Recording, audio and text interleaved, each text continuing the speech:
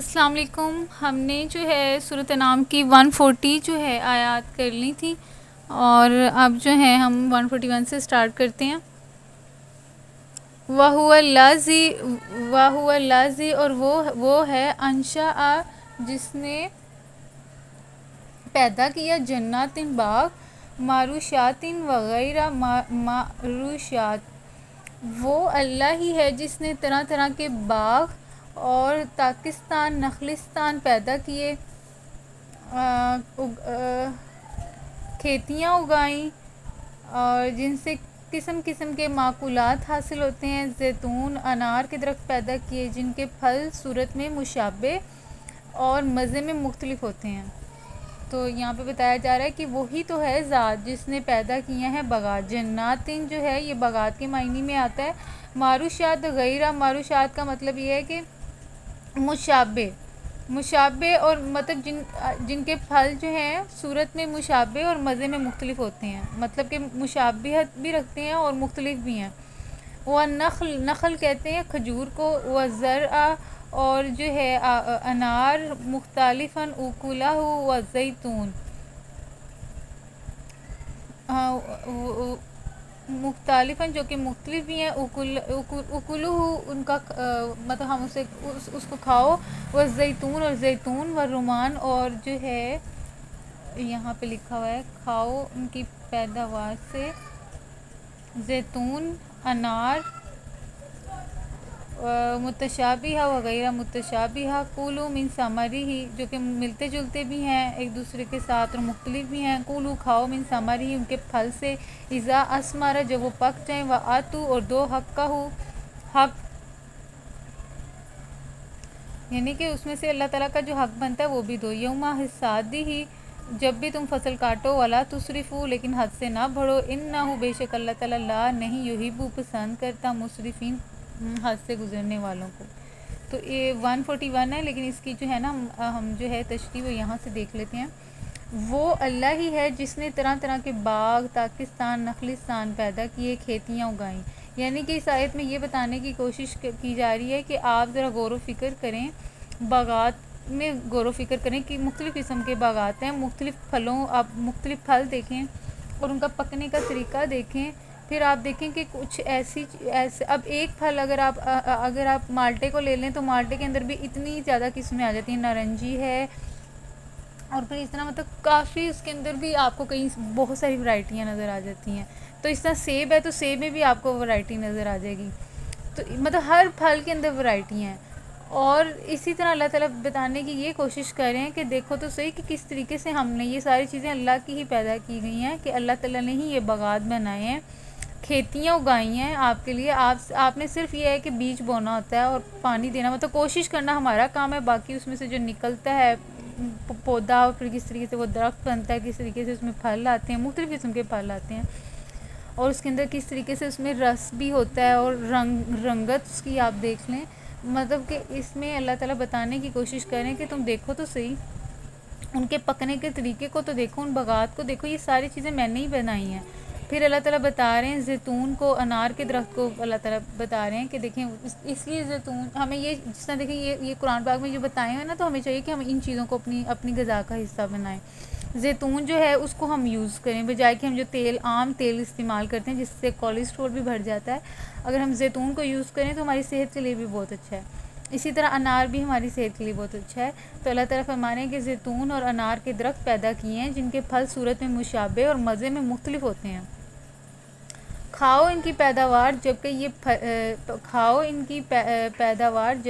پھلیں، مطلب جب وہ پک جاتے ہیں تو آپ ان کو کھاؤ اور اللہ کا بھی حق ادا کرو. جب ان کی فصل کاٹو، یعنی کہ جب جو کسان ہے جب وہ فصل کاٹتا ہے تو اس کو چاہیے کہ اس میں سے جو اللہ کا حصہ بنتا ہے وہ اس میں سے نکالے اور اس کو اللہ کی راہ میں دے. جب کہ ان کی فصل کاٹو اور حد سے نہ گزرو، کہ اللہ تعالیٰ حد سے گزرنے والوں کو پسند نہیں کرتا. تو اس میں اللہ تعالیٰ جو ہے نا پھلوں کے بارے میں بتائے جا رہے ہیں، جس میں زیتون بتایا اللہ تعالیٰ نے اور انار بتایا، اور بھی بہت سارے اللہ تعالیٰ نے بتائیں کہ یہ کس طرح ان کی مشابہت دیکھ لو. لیکن جب وہ کھانے میں، لیکن جب ہم کھاتے ہیں تو ان میں ٹیسٹ میں ان کا ڈفرینس آ جاتا ہے. تو اللہ تعالیٰ اس میں ہمیں غور و فکر کرنے کی دعوت دے رہے ہیں کہ تم دیکھو تو صحیح کہ کس طریقے سے ہم نے یہ کھیتیاں جو ہیں، باغات ہیں جو ہم نے تمہارے لیے ہی بنائے ہیں، تو ان میں سے تم کھاؤ پیو، اور جب یہ پک جائیں تو اس میں سے اللہ کا حق بھی اس میں سے ادا کرو جب بھی تم فصل کاٹو۔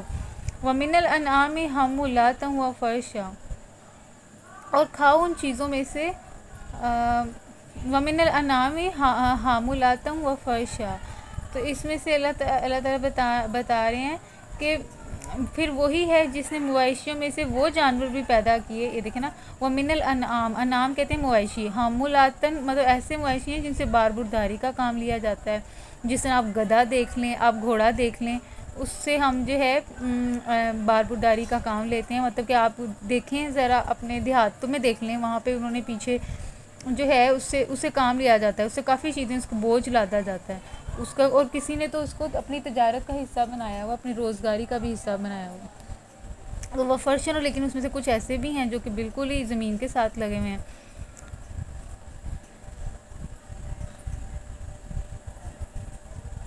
تو مطلب اس سے مراد یہ کہ کچھ ایسے بھی جانور ہیں جس سے جو کہ مطلب اس میں کافی سارے ایسے آ جاتے ہیں جو بالکل زمین کے ساتھ ہیں، جن سے آپ بار برداری کا کام نہیں لیتے، لیکن یہ کہ آپ ان کو کھانے کے لیے استعمال کر سکتے ہیں، بچھانے کے لیے یوز کر سکتے ہیں۔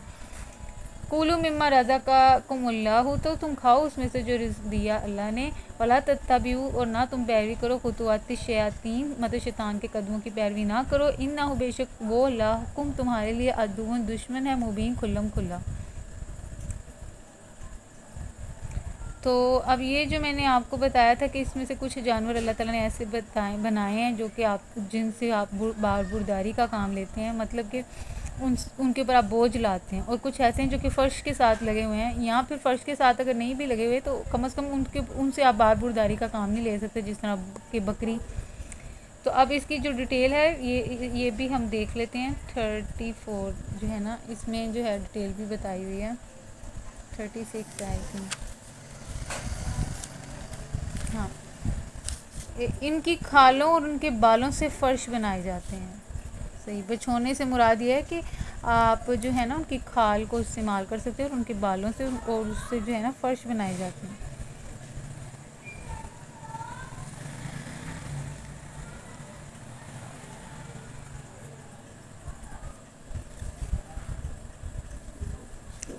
142 اور 143 دیکھ لیتے ہیں۔ سمانیات ازواج، یہ 8، یہ نا سمانیہ، یہ عربی کی گنتی ہے، عربی کی اگر آپ گنتی دیکھیں نا تو سمان جو ہے یہ 8ویں مطلب ہندسے کو کہتے ہیں، 8 فگر کو کہتے ہیں۔ سمانیہ تو یعنی کہ 8، ازواج ہے جوڑے، من الدانی، تو یہاں سے دیکھتے ہیں کہ یہ 8 نر اور مادہ ہیں، 8 ازواج ہیں، من الدان اثنین و من الماز اثنین، یہ 8 نر و مادہ ہیں، 2 بھیڑ کی قسم ہے اور 2 بکری کی۔ کل، تو ان سے کہیے اے نبی صلی اللہ علیہ وسلم، الذکرین، ان سے پوچھیں کہ اللہ نے ان کے نر حرام کیے ہیں یا مادہ، کل ان سے پوچھیں الذکرین، کیا ان کے نر حرام کیے ہیں، حرمہ ان کے نر کیے ہیں، ام الانثیین، یا پھر جو ہے نا ان کے مادہ جو ہیں وہ حرام کیے ہیں،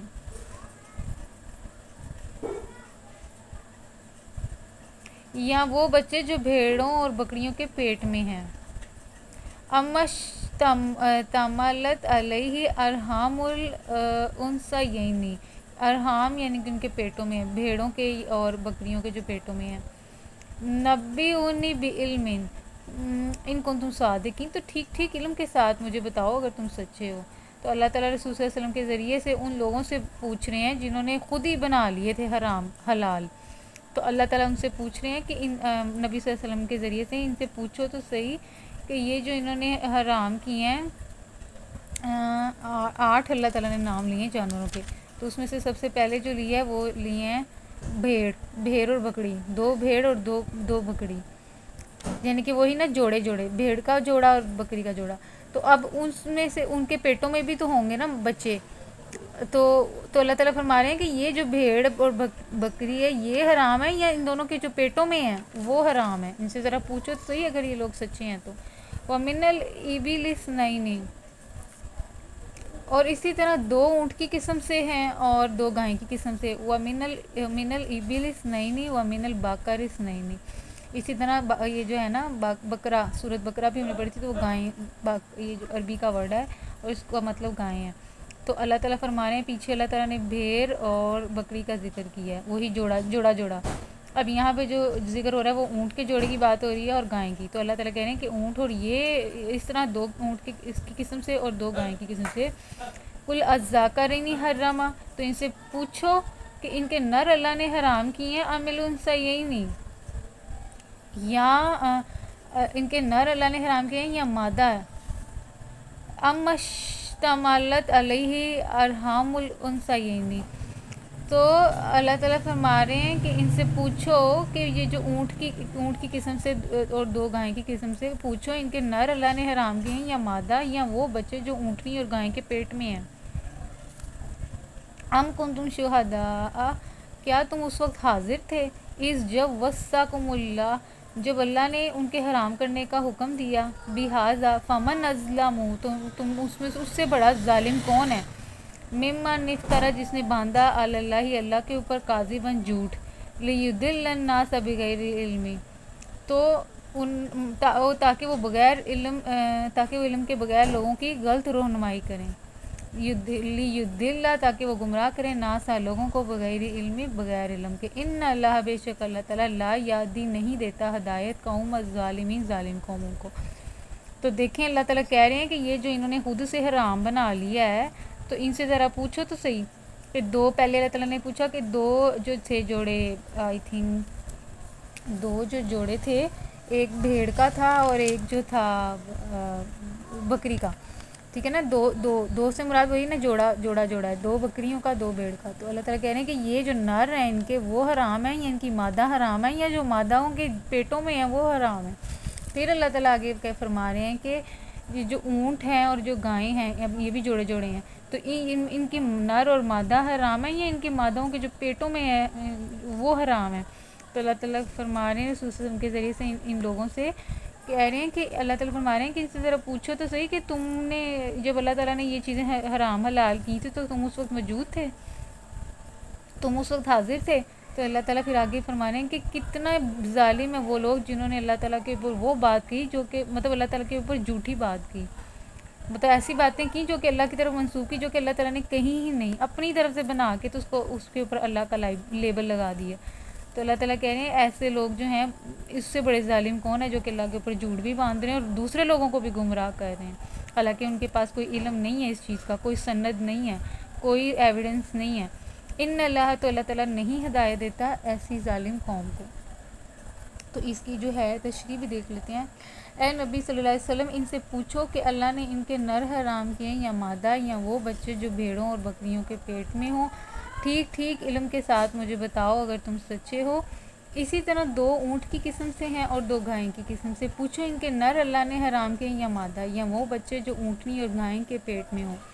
کیا تم اس وقت حاضر تھے جب اللہ نے ان کے حرام ہونے کا حکم تمہیں دیا تھا؟ پھر اس شخص سے بڑھ کر ظالم اور کون ہوگا جو اللہ کی طرف منسوخ کر کے جھوٹی بات کہے تاکہ علم کے بغیر لوگوں کی غلط رہنمائی کرے. یقیناً اللہ ایسے ظالموں کو راہ راست نہیں دکھاتا. اب یہ جو ہے 144 جو ہے نا، یہاں پہ ہمارا رکوع ختم ہو جاتا ہے.